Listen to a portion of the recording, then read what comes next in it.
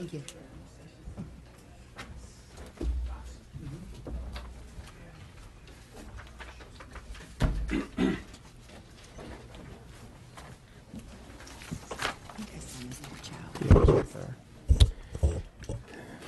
The next bill is AB 886 by Mr. Chow.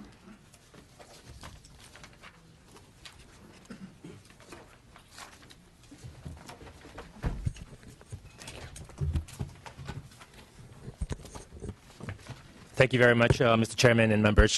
This afternoon, I'd like to present to you AB 886.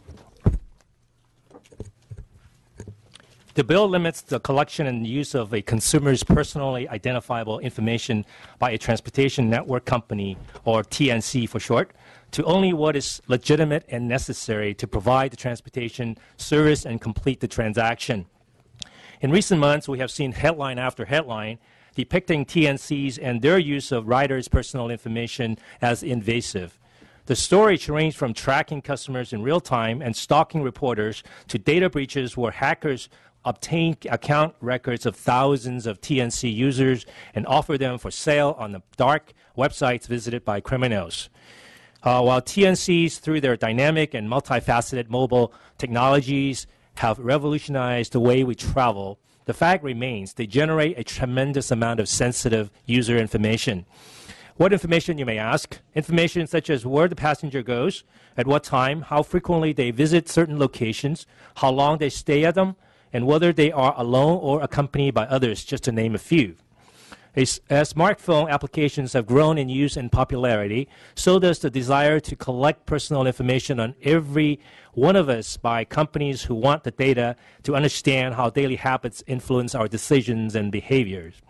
And while some of the information collected is relevant to the business model they operate, there can also be the collection of information that is not relevant and, if used wrongly, can be discriminatory and unfair. The privacy implications that arise from the collection, retention, and utilization of information regarding a person's whereabouts by corporations and their employees is tremendous. The bottom line is, passenger trip data should only be gathered if it is strictly necessary for the operation of the transportation service being provided. As technology advances, it also has become critically important that these privacy laws are updated to protect consumers from corporate surveillance and also potential misuse when using such a ride-sharing application. Not only does the bill limit the TNC's collection and use of a customer's personally identifiable information, it also prohibits the TNC from sharing a consumer's personal information with third-party affiliates for purposes of marketing or data retention. It also limits the time frame for retaining a consumer's personal data, with specific exceptions for account-based transportation services. Under the bill, TNCs are still allowed to request or require a consumer to provide information to establish an account as a condition of using the transportation service, if that information is solely used for that purpose. However, the bill would also require TNCs to destroy or dispose of all personally identifiable data in a secure manner after the termination is after the information is no longer needed for the purpose of completing that transaction. Now, the idea here is to limit the use of personally identifiable information that a TNC can connect to one another. It does not limit, let me repeat, it does not limit the use of aggregate data for improvements to services rendered to consumers. Limiting the data collected by ride-sharing mobile applications does not reduce the functionality to consumers who use and love them. On the contrary, this legislation is not about limiting the consumer. It is about giving the consumer ownership of their privacy right, which can be the subject of abuse under certain circumstances. Joining me here today is Mr. Richard Hollable Burr, who is the Executive Director of the Consumer Federation of California. Good afternoon, Mr. Chairman and members of the committee. I'm Richard Hollaber. I'm the Executive Director of the Consumer Federation of California. We are the sponsor of this bill, and we do believe that passenger privacy does require protection. There's no question that devices that are phone app summoning devices, companies such as Uber, Lyft, and other companies are providing a very valuable service that's very popular and convenient for consumers. We believe that that service should be paid for a fair price, and that price should not include sacrificing your privacy. However, when there are really outlandish kinds of abuses that have made headline after headline after headline, it becomes necessary to establish regulation that are fair and balanced, and we think we have achieved the proper balance between making this service available and convenient while at the same time protecting the passenger's privacy. The few examples of some of the violations that are really kind of beyond the pale here, when we're talking about the largest transportation network company, treating partygoers to what they called and this was the company Uber's own terminology, the creepy stalker view, where they were tracking approximately 30 investors, celebrities, and other well-known persons in live real time as they were traveling in Uber vehicles, and the information with their names identified, visible to a room full of strangers at a party. And this information became known when one of the individuals received texts from a gossip columnist saying, "Oh, are you at such and such intersection in Manhattan?" He wasn't sure who it was from. He thought it was someone in a car next to his who saw him, and in response found out that it was actually someone at a party in Chicago who was tracking him and what they called 30 other VIPs, lifetime information about with their names and where they were traveling. More recently, a reporter who was going to interview a manager of this company's operations in New York was greeted by the manager, who presented to her, "Here's a log of all the rides you've taken with our company." She said, "I never gave you permission to access that information." So this is a reporter being confronted with that kind of information without her consent. Again, recently, in February, records of 155 Los Angeles area passengers were published on a public website for several hours with their names and telephone numbers for anyone to see. And again, the Washington Post has reported that thousands, we don't know how many, thousands of records are for sale today as we speak on what are called dark websites that are visited by criminals for about $1 a record. Thank you. Can you start to summarize your remarks? Yes. So we think that our bill protects the privacy of the customer, allows for these apps to continue to flourish and function. I just would add that it's modeled on existing California privacy laws that work very well. We've heard some concerns raised recently by committee members, but we have not heard any concerns from the companies that are directly affected. They've even gone out of their way to tell members of the press as recently as last Thursday, we have no comment on the bill. So you would think if they had concerns, they would certainly be raising it with you. But we know there's work needed. We know that there will be some tweaks to make this workable without destroying the core privacy issue, and I know Mr. Chow and I are committed to doing that. Thank you. Mr. Chairman and members, Barry Broad on behalf of the Teamsters, we're in support of this bill. It's really a question of balancing the expectation of privacy of people taking these vehicles and the efficiency of the industry in providing the service, which is a service that people use. We, for example, in Hollywood, we, under our collective bargaining agreements, we drive many famous people around in the entertainment industry. They have a strong expectation of privacy, that their comings and goings will not become public information. For gossip columnists, or they're concerned about the security of their children. There's, people that are high-profile people have strong expectations of privacy, and a lot of the rest of us do too. And it's important to balance those out, and we're in a new age where, as we've seen across the whole spectrum, millions of people's information can be out there in the world in a second, in a way that could never have been the case a decade ago. So it's incumbent upon regulators and legislators to keep up with the times. Thank you. Thank you. Starting with Mr. Hernandez, we'll just ask people to now identify their give their name, affiliation, and position on the bill. Thank you. Thank And you. these are all supports. Correct. Thank you, Mr. Chair. Members, Ignacio Hernandez on behalf of the Utility Reform Network in support of the bill. Just an extension of current privacy protections. Thank you.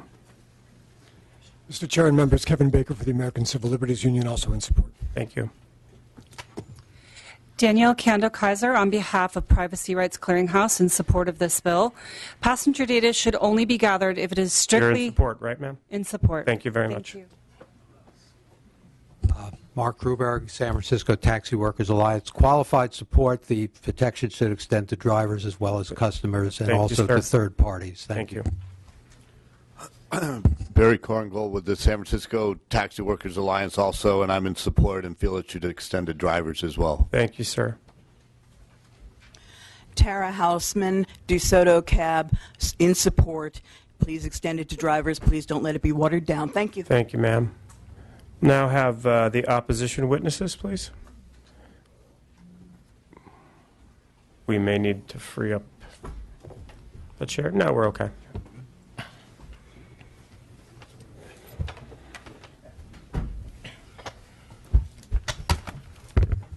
Thank you, Mr. Chair. Members, Robert Callahan with the Internet Association here in opposition to the bill. First, I know the bill was couched a bit as an extension of current privacy protections in the state of California.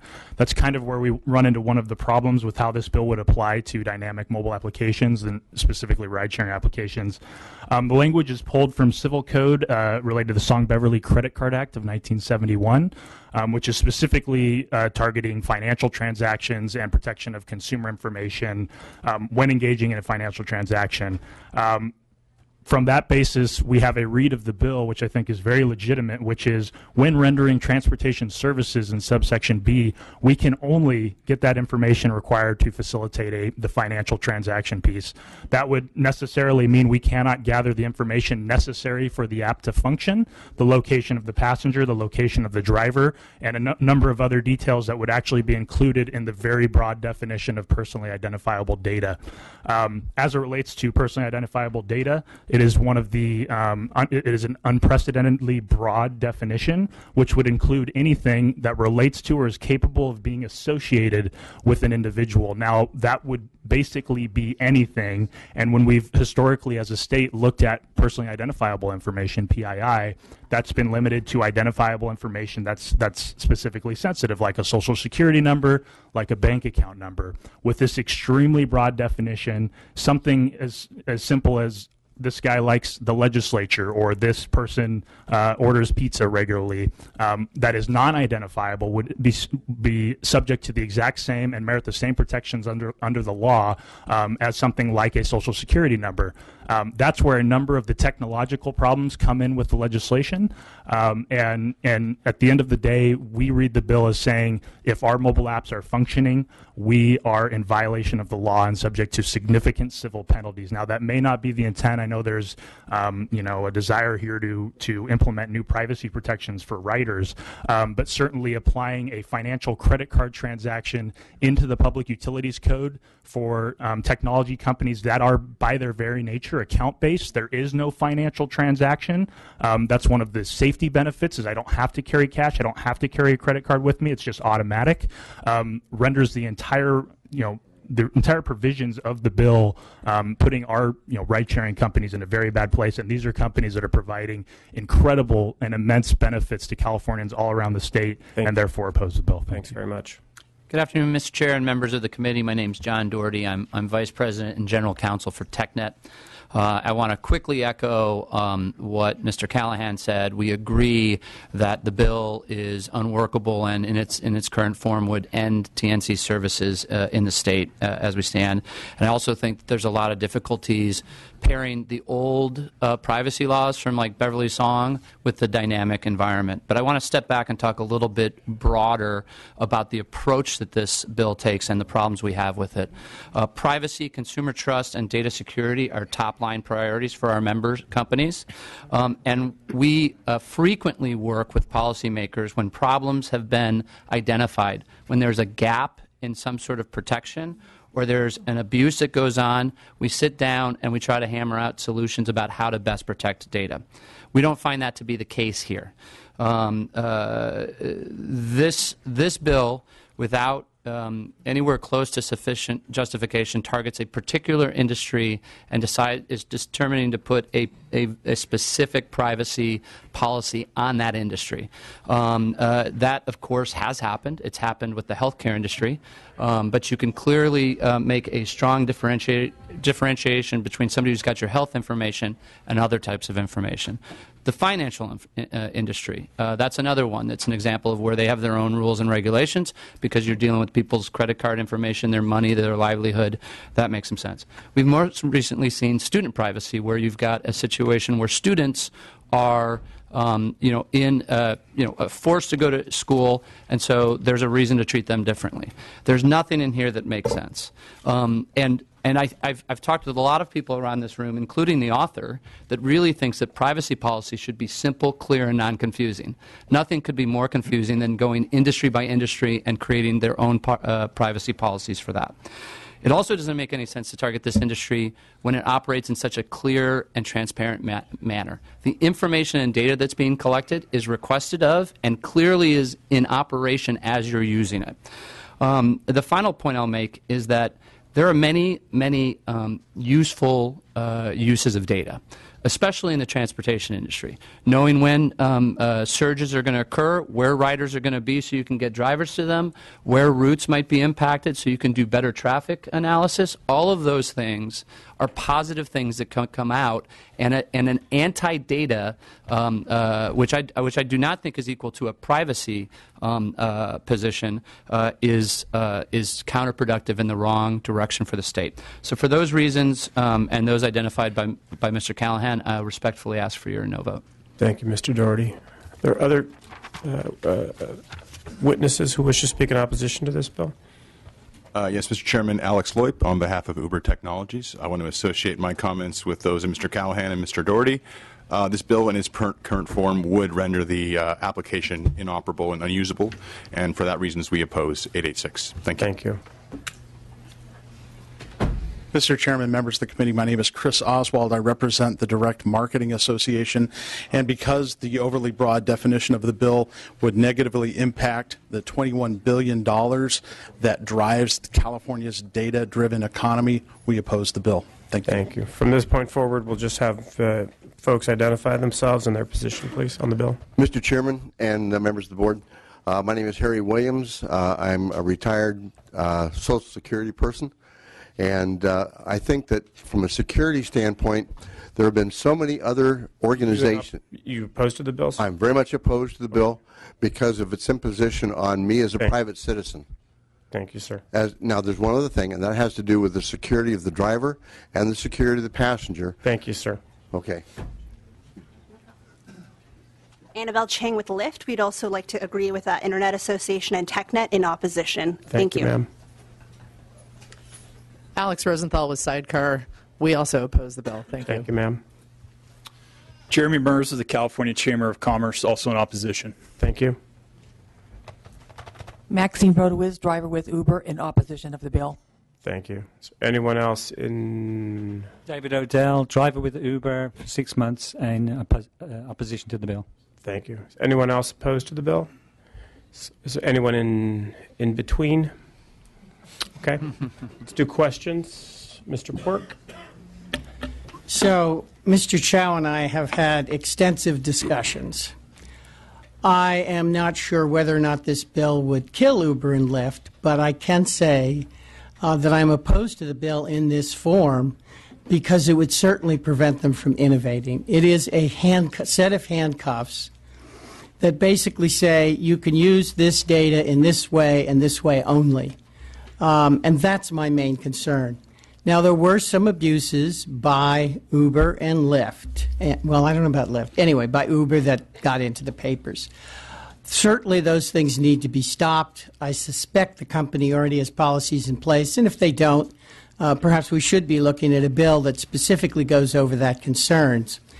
But I'll point out, for example, that when Google started, or any of these other search companies, Yahoo being one of the first, we had no idea what the data they collected would be used for, how it would be collected, when it was proper to anonymize it, when it was proper not to.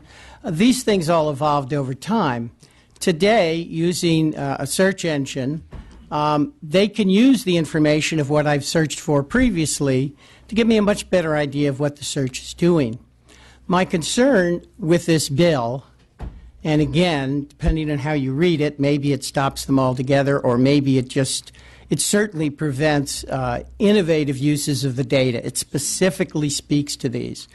One of the areas I can just think about is using the data to say, gee, at this time of day and this location, we need to have a lot of drivers. Let's encourage people to be there. I think Mr. Chow thinks his bill allows it. I don't think it does, but I don't think we should be passing a bill where that's uncertain. Again, if you want to stop particular abuses, I am open to a bill that would stop particular abuses, but I'm not open to a handcuff on technology. Thank you. Ms. Burke and then Mr. Williams. Assemblyman Chow and I have had this conversation as well, but I think there's a couple questions I still haven't really gotten answered. First of all, obviously on the creepy stalker review and the God show, right now there is legislation that, in fact, that TNCs are prohibited from disclosing information to third party, any personal identification information. So that is already we already have legislation in place for that. So if there's bad actors, we need to address that with the legislation that's in place. My concern are two other issues, is that, first of all internet companies collect data.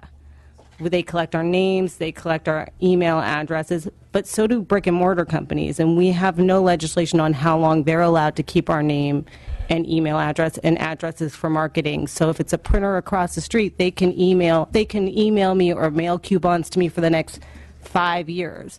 I think we should be fair. We should treat a brick and mortar business as we would an internet business. So that would be one of my concerns, is that that's just not fair. The other concern I would have is, actually, that's one of the most important, I think. I don't know. There's already legislation for third-party sharing, so I'm not 100% sure right now what the bill is trying to accomplish is really my issue. So maybe if I can get that question answered. Would you like to respond, Mr. Chow, or anyone? Sure. Let me take a stab at it and turn over to Richard. I think there were issues raised by opposition as well, but I'll get to those as part of my close, perhaps. As to Assemblymember Burke's questions, now you mentioned that there is current legislation that would prohibit the disclosure of information to third party. Now, that particular code section, we're creating a new definition. We call personal identifiable data as opposed to personal identifiable information, because we are dealing with a particular industry now at this time, because the current definition, namely personally identifiable information, does include things like name, address, and social security number. But the definition that we're creating under this code section actually includes information like trip data, for example, IP address, and the like. So it's a different definition altogether, which pertains only to the ride-sharing industry per se. So I hope that answers that particular question. Now, as to the question about other companies that are already collecting information, the intent, obviously, the goal is obviously to minimize the amount of data that could be collected by different companies so that we could protect consumer privacy. But at this point, we're addressing the ride-sharing industry and their use or misuse of information at this point. So, I mean, I think if you are looking at a broader picture, that is a fair question. But now I think that would probably be a little more difficult to muster, because if we're dealing with a broader picture, for example, any collection of data is prohibited, that would be a much heavier lift. Now, although we are at this particular instance, we're dealing with the ride-sharing abuses at this time. If you can, yeah, sure, if I could elaborate. So let's talk about consent under current law. you cannot become an Uber customer without establishing an account, which is fine. That's how they do business. And you're probably all familiar with whether it's on a computer, but particularly on a smartphone or a small device. You get to that section and it says privacy policy, and you scroll and you scroll and you scroll and you scroll in about 2-point font, and no one reads those 20 or 30 pages of legalese, but there's a checkbox saying I consent or I accept the policy. If you don't check that box, you will not become a customer. So it's a consent to basically agree to the company's policy, whatever that policy may be. And that policy could simply say, we share your information when we want to.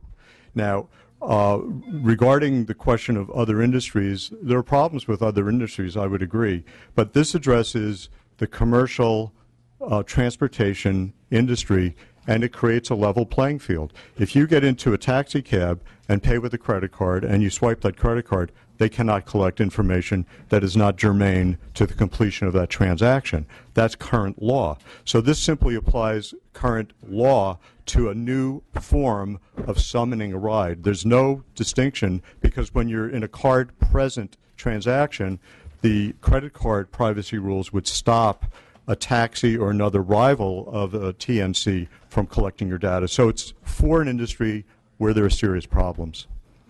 I believe Ms. Burke has a follow-up. Yeah, I have a problem with it.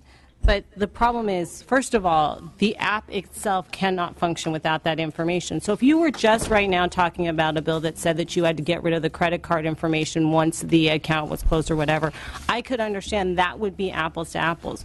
But Uber, Lyft, TNCs are not, I'm echoing, TNCs are not taxi cab companies. They don't function the same way. And the reality is companies like Google, any search engine does collect all of your data and aggregate that data to improve the experience of using, whether it is that app or that search engine.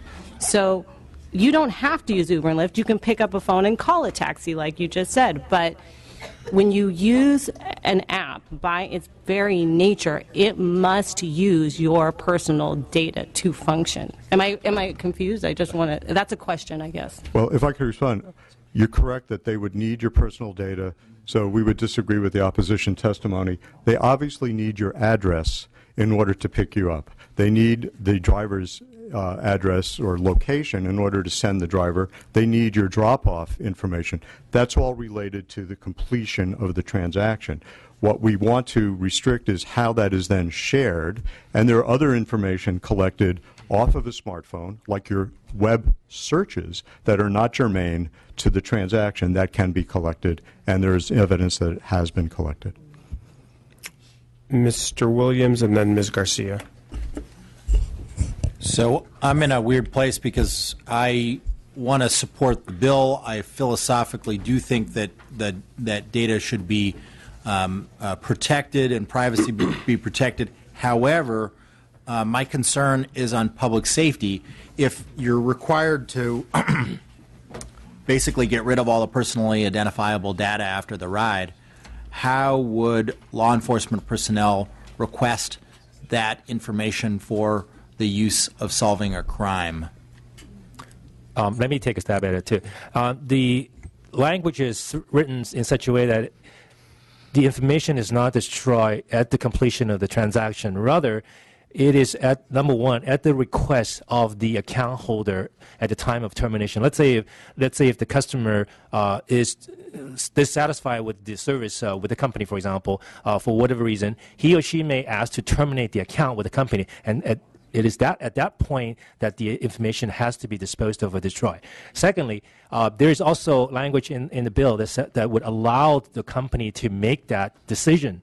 So there's two different categories. When the account is terminated at the request of the account holder, or number two, the company deems it necessary that this is the end of transaction. Yeah, but how would the company know to say we're not going to dump the data after? Okay, so say someone uses Uber to on the way to committing a crime, and uses Uber on the way home from committing a crime or to another location, and then afterwards, sends requests for the elimination of that data. why would we want someone to be able to cover their tracks? Why would we not, like every other business, allow law enforcement to essentially subpoena their data for the use of solving a crime? And how could you subpoena data that no longer exists? Well, let me try. First, it does specifically exempt the collection or sharing of data that for a few purposes, and among those purposes are prevention, investigation, detection, investigation, and prevention of fraud, identity, and other theft, other criminal activity. So those would be, that's in the bill right now. I think you're talking about how would the business know that ahead of time that sure. that there's I going to be know an that investigation this of crime. issue has come up with the Song-Beverly Act, and businesses have talked about the need to retain data for some period of time, which we believe is a reasonable compromise. And again, we're talking about workability issues, and I think the point of the bill is that information that is collected for certain purposes, including completing the transaction and investigation of crime, should not then become used for other purposes. But if it's a question of wording the bill to allow retention for some reasonable time for a potential criminal investigation, that's certainly something that can be done very, very soon before the bill goes to the next committee. I think I would be satisfied if you were willing to do a retention of data for a certain amount of time, because otherwise these guys, law enforcement goes to them for information and they're like, sorry, we dumped it at the request of the customer. That would put them in a difficult position, and I think also put the public interest in a difficult position. But if you were to agree to retention of data for a certain amount of time, like a year, I think I could support it. We'll be open to suggestions and work on we work on the details a little bit more with other members of the committee as well. So I'm committed to working with everyone. Absolutely. I'm going to have Ms. Garcia ask her question in a second. Before she does, I want to remind the committee members that this bill, if it passes out of this committee, will go to the Privacy and Consumer Protection Committee. Ms. Garcia? More of a comment than a question, but question in there too. In your comments, when we had questions from Ms. Burke, in particular Mr. Quirk's comments to go with that, I think it's a little unfair to take a current law to a very different business model that we have here with TNCs. As I will say that as a consumer, we expect a certain experience and we expect certain data to be used to constantly improve that experience. And so narrowing this to such a limited amount because it applies to a different business model makes no sense to what we as consumers expect from apps on our phones and services here in this new model that has come out there and that the public expects to continue to exist, innovate, and be better. I have a lot of concerns about the God mode, how that's been used, how that's been abused, and I want to see that reined in to make sure that we have innovation moving forward, and as a user, my experience is constantly there, while we somehow figure out a way to address these other issues to make sure stalking and so forth is not a possibility as we're allowing innovation to go forth. And so for me, I would just like a little answer about the rationale behind using existing law behind a certain business model for something that's a very different product in my eyes than I think in most consumers' eyes, and why we're not trying to approach this from this different business model that we have here and make sure it's something that works for this industry so that it continues to work and grow and innovate. You can know. So, no, I think it's a good question, and in a way we're sort of caught in a dilemma. When a law exists, when it's been on the books now for 24 years, the credit card privacy provisions, and it works, we thought there's greater comfort for a new law to be modeled on an existing law that works, because this law does work, and it does have some teeth, which is part of why the existing law works. So we look to what works in trying to develop privacy regulations in a new industry. We don't believe that the question of innovation is in any way impacted or harmed, because if we're talking about anonymized or aggregate data that a company can use to get a better idea of where the demand is, at what time, where to dispatch drivers, to pick up riders, things of that nature, which make perfect sense. If that needs to be spelled out, we'd be more than happy to spell that out. There any? You have a question? Yeah. Well, did you want me to respond to your question? I mean, I think a lot of the questions have fundamentally exposed the basic flaw with the approach of the bill. Instead of identifying a particular abuse it's trying to stop, it becomes a broad prohibition on any use of data other than for a limited, and then you can talk for days about what that data could be used for. I think Assemblymember Quirk said it pretty well, and they're saying no. And the problem why we're opposed to the bill rather than opposed unless amended is that the fundamental approach is a ban rather than a what's the gap, what's the specific issue, and how do we stop it? Thank you. Okay.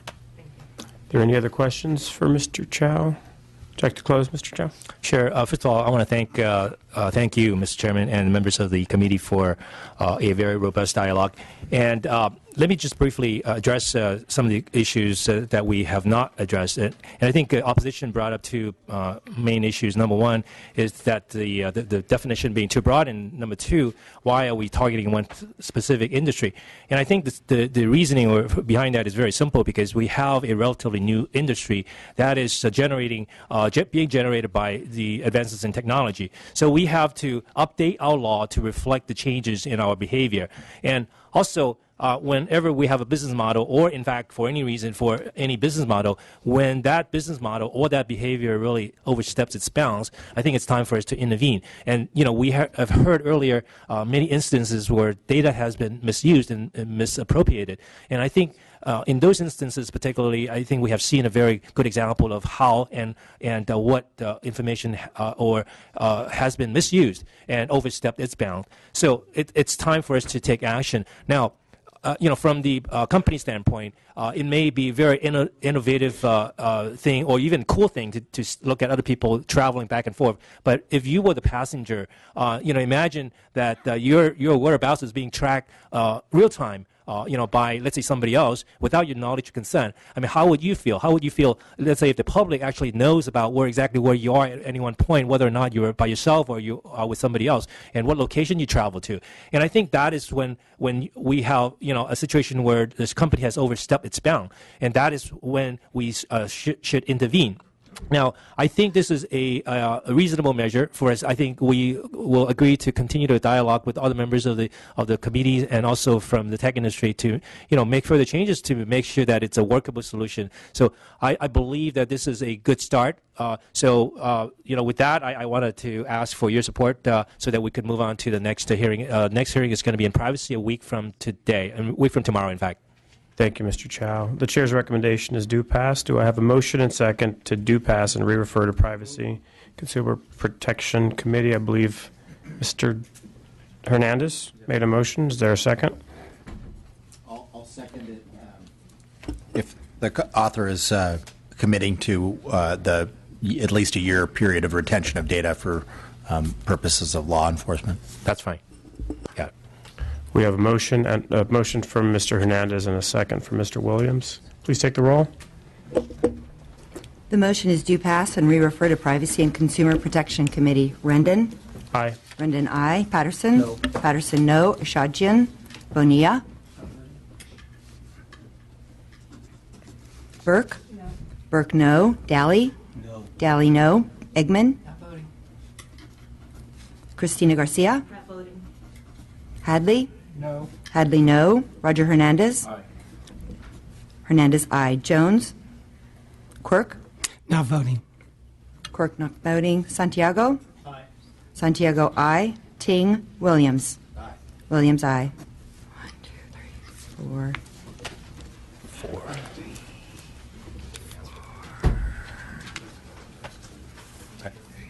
It's 4 to 4. On call. You have 4 votes. That bill is on call.